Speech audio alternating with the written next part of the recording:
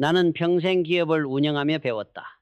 경제란 숫자가 아니라 사람의 마음에서 시작된다는 것을 신문에 적힌 물가 상승률 3%, 기준금리 2% 인상 같은 숫자는 얼핏 객관적인 듯 보이지만 그 이면에는 수백만 명의 불안한 표정이 숨어 있다.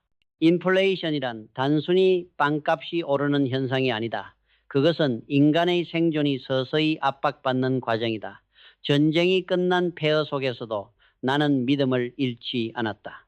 자본이 부족하면 신용으로 회사를 세웠고 신뢰를 잃지 않기 위해 누구보다 먼저 손을 내밀었다.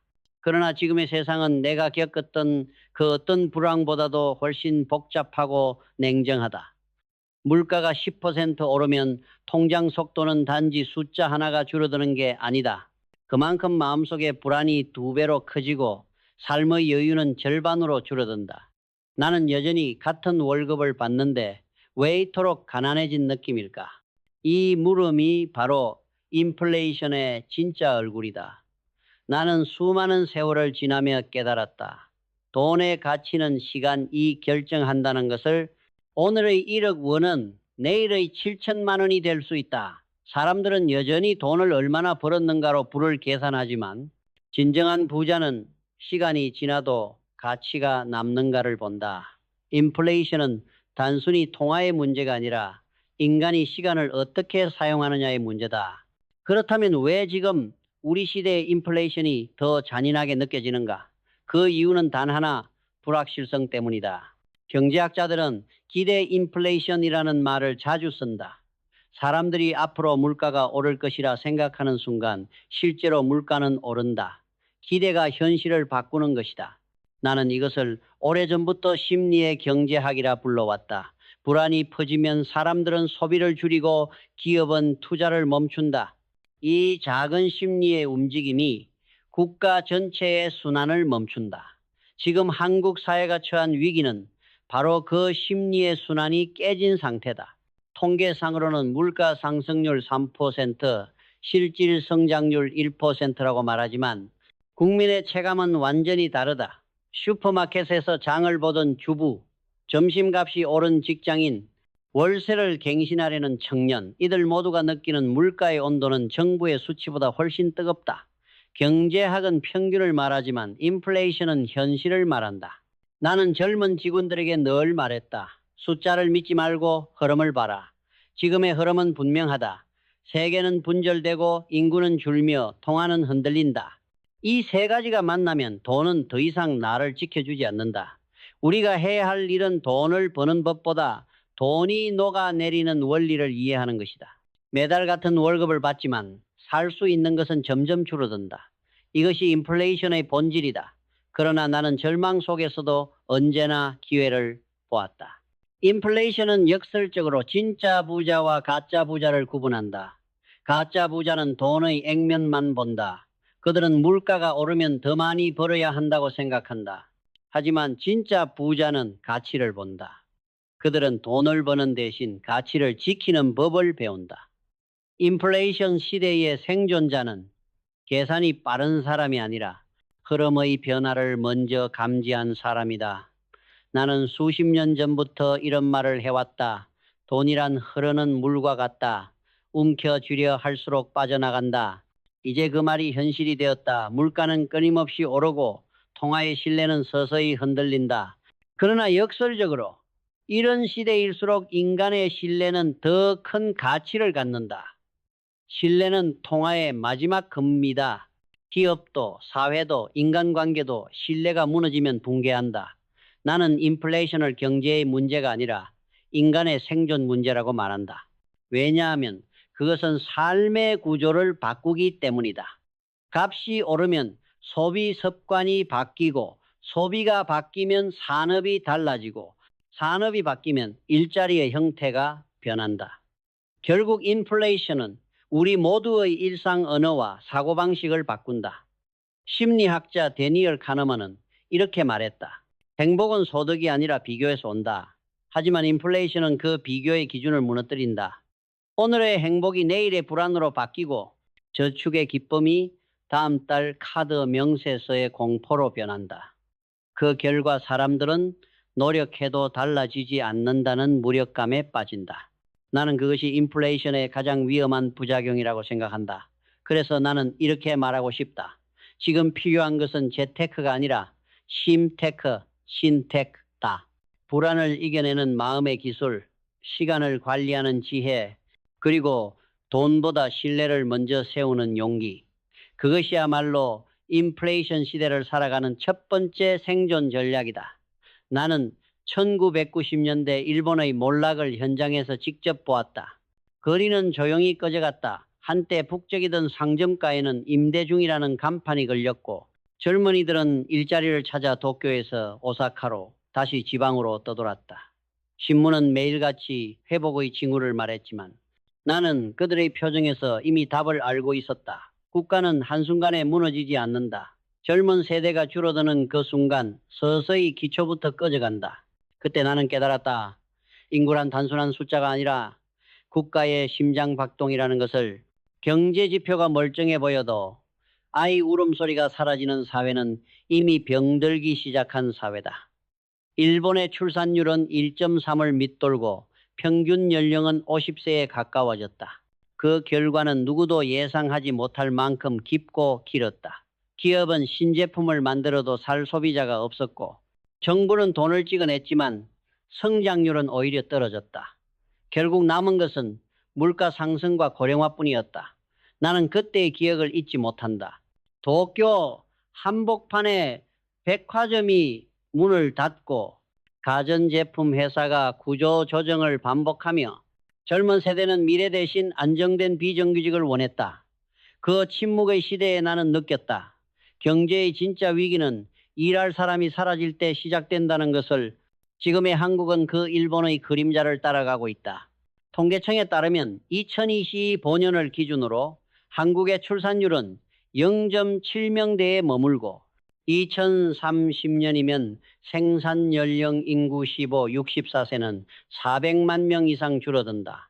이것은 단지 숫자의 변화가 아니다. 소비의 주체가 줄고 혁신의 에너지가 줄며 사회 전체가 속도를 잃는 현상이다. IMF가 한국의 성장률 전망을 1%대로 낮춘 이유도 여기에 있다. 돈이 아니라 사람의 부족이 경제를 흔들고 있는 것이다. 내가 기업을 운영할 때 가장 중요하게 여긴 것은 사람을 키우는 일이었다. 기계는 효율을 높일 수 있지만 기계는 소비하지 않는다. 진짜 시장은 사람의 욕망과 호기심으로 움직인다. 젊은 세대가 줄면 혁신도 멈춘다. 그들의 도전이 사라지면 기업은 단지 유지의 시스템이 된다. 일본이 그랬다.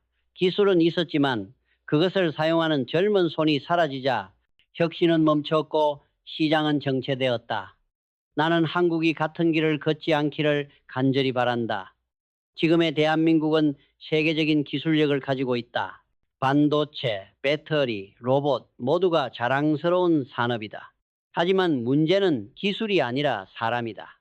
공장을 돌아보면 여전히 젊은 기술자가 부족하다. 그 빈자리를 외국인 노동자가 대신 메우고 있다. 산업의 심장이 국내 인력이 아니라 수입된 손으로 뛰고 있는 것이다. 이것이 바로 내가 말하는 침묵의 위기다. 눈에 띄는 폭락도 드라마틱한 붕괴도 없다. 다만 조용히 서서히 성장의 그래프가 아래로 향한다. 정부는 단기 정책으로 그 곡선을 되돌리려 하지만 인구의 구조는 한 세대가 걸려야 바뀐다. 그만큼 지금의 위기는 오래가고 깊다. 나는 젊은 세대에게 말하고 싶다. 너희는 통계 속 숫자가 아니라 이 나라의 마지막 성장 엔진이다. 나라의 미래는 정부 예산이 아니라 당신들의 열정과 신념 위에 세워진다. 돈이 줄어도 사람은 늘어날 수 있다. 사람이 줄면 돈도 산업도 문화도 모두 줄어든다. 도쿄의 한 초등학교 운동장에서 나는 그 사실을 절감했다. 넓은 운동장에 학생이 겨우 10명 남아 있었다. 교장은 나에게 말했다. 이제 이 학교도 내년에 문을 닫습니다. 그때 나는 서류가 아닌 현실의 폐교를 보았다. 교실이 비는 순간 나라의 미래가 비기 시작한다. 한국에서도 그 조짐은 이미 시작되었다. 지방도시의 초등학교가 통폐합되고 대학 입시 경쟁률이 줄어들며 젊은 부모들이 아이 한 명 키우기 너무 힘들다고 말한다. 이 모든 징후는 30년 전 일본과 너무나 닮았다. 인구 감소는 사회의 엔진을 멈추게 하고 노동력 부족은 기업을 해외로 떠나게 만든다. 결국 일자리는 사라지고 남은 세대는 더 큰 부담을 진다. 그럼에도 나는 희망을 본다. 모든 위기에는 새로운 형태의 기회가 숨어 있기 때문이다. 일본이 멈춘 자리를 한국이 대신 채웠듯이 지금의 한국이 멈춘다면 누군가는 그 공백을 채울 것이다. 그 차이를 만드는 것은 기술이 아니라 인간의 의지다. 한 세대의 열정이 사라질 때 다음 세대의 기적은 시작된다. 나는 늘 돈의 흐름을 강물에 비유했다. 강은 높은 곳에서 낮은 곳으로 흐르고 자본도 마찬가지다. 이자가 높은 곳으로, 신뢰가 있는 곳으로 흘러간다. 세계가 한동안 이 원리를 잊은 채 세계화라는 이름의 거대한 강 위에 배를 띄워왔다. 싸고 빠르고 편리한 것만을 추구하며 우리는 마치 풍요가 영원할 것처럼 믿었다. 그러나 지금 그 강은 갈라지고 있다. 세계화의 종말이 시작된 것이다. 40년 동안 인류는 값싼 노동력과 원자재 덕분에 착한 물가 시대를 누렸다. 중국은 세계의 공장이 되었고 베트남, 태국, 인도네시아는 저임금으로 그 생산망을 지탱했다. 우리는 풍요를 당연하게 여겼고 기업은 공급망을 해외로 옮기며 효율을 극대화했다. 하지만 2020년 이후 그 체제가 흔들렸다. 코로나 팬데믹은 세계의 공급망을 멈추게 했고 미국과 중국의 갈등은 무역의 벽을 다시 세웠다. 한때 서로 연결되어 있던 강줄기가 이제는 각자의 방향으로 흐르기 시작했다. 그 결과는 명확하다. 모든 것이 동시에 비싸졌다. 에너지, 식량, 물류, 집세까지 세상은 더 이상 싸고 풍요로운 시대가 아니다. 각국은 효율 대신 안정을 택했고 기업은 세계가 아니라 자국의 안전을 우선시했다. 이것이 바로 보호무역 시대의 도래다. 나는 오래전부터 이런 말을 해왔다. 효율의 끝에는 언제나 리스크가 있다. 국가도 기업도 마찬가지다. 싸고 빠르게만 움직이면 언젠가 균형을 잃는다. 지금 세계가 그 대가를 치르고 있다. 공급망이 끊기자 원자재 가격이 급등했고 운송비가 치솟았다. 결국 그 부담은 소비자의 지갑으로 돌아왔다. 이제 인플레이션은 일시적이 아니라 기본값 디폴이 되었다. 나는 이 흐름을 단순한 경기 변동으로 보지 않는다. 이것은 문명의 방향이 바뀐 신호다. 세계화의 종말은 돈의 시대가 끝나고 가치의 시대가 시작된다는 뜻이다. 이제 부를 결정하는 기준은 얼마나 벌었는가가 아니라 무엇을 지킬 수 있는가이다. 여기서 나는 다시 금진을 이야기하지 않을 수 없다. 사람들은 금을 단순히 장신구나 옛 투자 수단으로 생각한다. 하지만 인류는 수천 년 동안 금을 통해 신뢰를 증명해왔다. 제국이 무너지고 통화가 사라져도 금만은 남았다. 로마 제국의 몰락, 바이마르 공화국의 붕괴, 1997년 외환 위기 속에서도 금은 언제나 마지막 신뢰의 벽이었다. 오늘날의 젊은 세대는 금 대신 코인이나 주식을 택한다. 하지만 나는 이렇게 묻는다. 모든 자산이 한순간에 무너질 때 당신은 무엇으로 자신의 노력을 증명할 것인가? 금은 변하지 않는다. 그러나 금을 사는 방법은 진화한다. 이제는 실물을 들고 다닐 필요도 없다. 디지털 금, ETF, 한국거래소 금시장 같은 제도는 시간과 세금을 아끼며 가치를 안전하게 지키는 방법을 제공한다. 정부가 인정하는 공식 금 거래소에서는 부가세와 양도세가 면제되고 실물로 찾을 때만 세금을 낸다. 즉 금의 가치를 보존하면서 효율적인 거래가 가능한 시대가 된 것이다. 하지만 나는 항상 경고한다. 금은 방패이지 무기가 아니다. 자산의 절반 이상을 금에 몰아넣는 것은 지혜가 아니라 공포다. 금은 인플레이션을 막아주는 보험이자 시간의 화폐일 뿐이다. 진짜 부자는 위험을 피하는 사람이 아니라 위험을 관리할 줄 아는 사람이다. 이제는 금뿐만 아니라 가치 보존 자산의 개념이 확장되고 있다. 지식, 기술, 브랜드, 신뢰 이것들이 현대의 새로운 금이다. AI와 자동화의 시대에도 결국 돈을 움직이는 것은 사람의 신뢰다. 디지털 금처럼 인간의 지혜도 시간이 지날수록 가치가 높아진다. 나는 이것을 지식 인플레이션 해지라 부른다. 돈의 가치가 줄수록 배움의 가치는 커진다. 달러 또한 여전히 강력한 신뢰의 통화로 남아있다. 원화가 약세를 보일 때 일부 자산을 달러로 분산하는 것은 단순한 선택이 아니라 생존 전략이다. 모든 돈을 한 나라의 통화에 두는 것은 모든 씨앗을 한 밭에 뿌리는 것과 같다. 비 한 번에 모두 썩을 수 있다. 나는 후배들에게 항상 말한다. 분산은 겁쟁이의 전략이 아니라 현자의 기술이다. 그리고 잊지 말아야 할 것이 하나 있다. 돈의 양을 늘리는 것보다 돈의 속도를 이해하는 것이 더 중요하다는 사실이다. 세계의 자본은 금리와 신뢰의 방향을 따라 움직인다. 지금 미국의 국채 금리는 4%대, 한국은 2%대다. 자본은 자연스럽게 더 높은 이자율을 따라간다. 이 흐름을 막을 수 있는 나라는 없다. 따라서 개인도 이 거대한 강의 흐름 속에서 자신의 자산이 어디로 흘러가고 있는지 이해해야 한다. 나는 젊은 시절부터 금리의 움직임을 유심히 봤다. 금리는 단순한 숫자가 아니다. 그것은 돈의 심장 박동이다. 이 박동이 빨라지면 물가가 뜨거워지고 느려지면 경제는 냉각된다. 금리를 읽는 사람은 시대를 읽는다. 인플레이션은 불안의 시대를 만든다. 그러나 동시에 가치를 재정의할 기회를 준다. 돈이 사라지는 시대일수록 신뢰와 지식이 새로운 화폐가 된다. 나는 이것을 보이지 않는 금이라 부른다. 그 금은 마음속에 있다. 그리고 그 마음을 잃지 않는 한 어떤 경제도 당신의 삶을 무너뜨릴 수 없다. 나는 평생 동안 성장이라는 단어를 수없이 들어왔다. 그러나 나이가 들수록 깨닫게 되었다. 성장은 단순히 숫자의 확대가 아니라 균형의 확장이라는 것을. 돈은 불어나지만 지혜가 자라지 않으면 그것은 거품이다. 회사는 커지지만 신뢰가 얕아지면 그것은 모래성이다. 한 개인의 부도 마찬가지다. 자산이 많아지는 것이 아니라 시스템이 단단해지는 것이 진짜 성장이다. 나는 오랜 경영의 경험을 통해 깨달았다. 돈에도 생태계가 필요하다는 것을. 자연의 숲처럼 자산도 다양해야 서로를 지탱한다. 나무가 한 종만 있으면 한 번의 병충해로 모두 쓰러진다. 돈도 마찬가지다. 한 종류의 자산, 한 방향의 수익, 한 통화에만 의존하면 세상의 바람이 바뀔 때 가장 먼저 무너진다. 그래서 나는 이렇게 말한다. 돈은 벌지 말고 시스템을 만들어라. 시스템은 충성스럽다.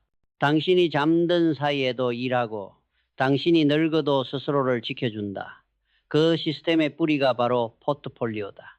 주식, 현금, 금, 달러, 부동산, 채권, 이 각각은 다른 뿌리를 가진 나무다. 한쪽이 흔들려도 다른 한쪽이 버텨주는 힘, 그것이 바로 생태계의 복원력이다. 나는 한때 모든 것을 부동산에 걸었던 사람들을 많이 보았다. 그들은 말했다. 집값은 절대 안 떨어진다. 그러나 인플레이션이 4%를 넘고 금리가 급등하자 그 절대는 허상으로 바뀌었다. 빚으로 만든 풍요는 세대를 건너지 못한다. 반대로 분산된 자산은 위기 속에서도 버틴다. 나는 그것을 인내의 이자라고 부른다. 버티는 자가 결국 이긴다. 그러나 분산은 자산에만 필요한 것이 아니다. 지식, 관계, 시간에도 포트폴리오가 필요하다. 한 분야에만 머물면 세상이 바뀔 때 길을 잃는다. 한 사람에게만 의존하면 관계가 무너질 때 마음도 무너진다. 지식의 포트폴리오를 쌓는 사람은 시대가 바뀌어도 쓰러지지 않는다. 관계의 포트폴리오를 가진 사람은 외로움의 폭풍 속에서도 외롭지 않다. 시간의 포트폴리오를 가진 사람은 바쁜 세상 속에서도 중심을 잃지 않는다. 나는 젊은 시절에 배웠다. 돈은 변덕스럽지만 시스템은 충성스럽다. 그 시스템을 만드는 일은 시간이 오래 걸리지만 한 번 완성되면 평생을 지탱한다. 그것이 내가 기업을 세우며 얻은 마지막 교훈이다. 나는 자주 후배들에게 묻는다. 당신의 회사에 20년 뒤 고객이 존재하는가? 이 질문은 단순한 비즈니스가 아니라 인생 전체에 대한 물음이다. 20년 뒤에도 당신의 지식, 당신의 신뢰, 당신의 삶이 누군가에게 가치를 줄 수 있는가? 그렇다면 당신은 이미 부자다. 그 가치는 돈으로 환산되지 않는다. 시간이 지나도 줄지 않는 신뢰의 이자로 남는다. 나는 세상을 여행하며 깨달았다. 부자 나라의 공통점은 돈이 많은 나라가 아니라 사람이 시스템을 믿는 나라라는 것이다. 신뢰가 통화의 기초가 되고 신용이 사회의 근육이 된다.